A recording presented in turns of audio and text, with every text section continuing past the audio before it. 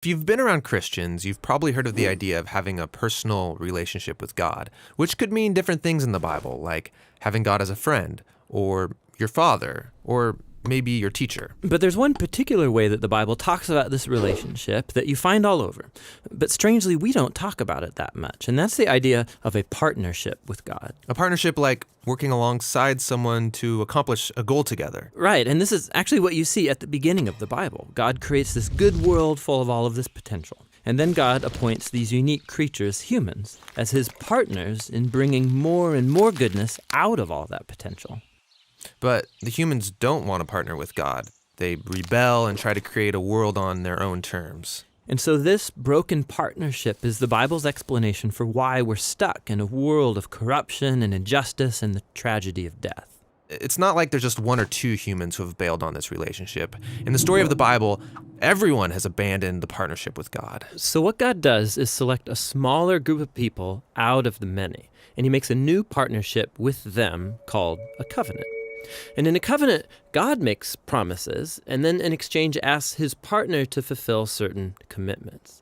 And the purpose of all of this is to somehow use this covenant relationship to renew his partnership with everybody else. Now, there are actually 4 times in the Old Testament that we're told God initiates a covenant relationship with Noah, Abraham, the nation of Israel, and King David.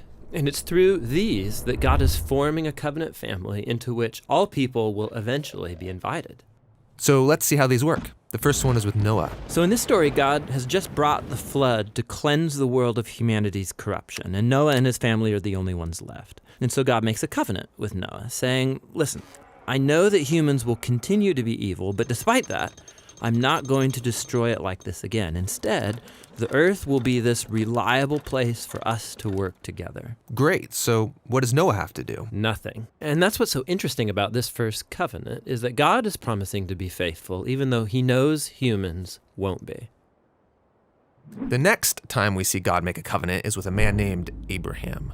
God chooses him, promises to bless him, give him a large family, lots of land where they can flourish. And in return, God asks Abraham to trust him and train up his family to do what is right and just. And the whole reason for this covenant is God says that somehow he's going to bring his blessing to all families of the world through this one family. So that's Abraham. The next time we see God make a covenant is when Abraham's family grows into the tribe of Israel. And this covenant is with the whole tribe.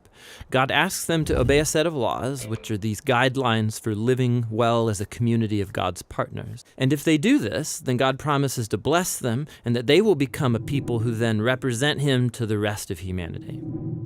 That's the covenant with Israel. The last covenant is with King David. Yeah, the tribe of Israel has become this large nation ruled by David. And God asked David and his descendants to partner with him by leading Israel in obeying the laws and doing what is right and just. And God promises that one day, one of David's sons will come and extend God's kingdom of peace and blessing over all the nations. So those are the 4 covenants that God makes in order to restore his partnership with the whole world. But here's what happens.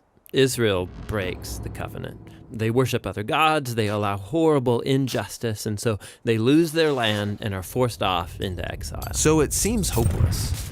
But during this time, Israel's prophets talked about a day when God would restore these covenants in spite of Israel's failure, somehow. Yeah, they called it the New Covenant. And this is actually what's so interesting about Jesus, is that he's introduced into this story as the one who fulfills all of these covenant relationships. We're told that he's from the family of Abraham, and so he will bring the blessings of that family to the whole world. We're told that he's the faithful Israelite who is able to truly obey the law. And we're told that he's the king from the line of David, and so he goes about extending God's kingdom of justice and peace to all. And that's really remarkable for one guy. Yeah, and what it highlights is perhaps the most surprising claim of all made about this man, that Jesus is no mere human, but rather God become human. And God did this in order to be that faithful covenant partner that we are all made to be, but have failed to be.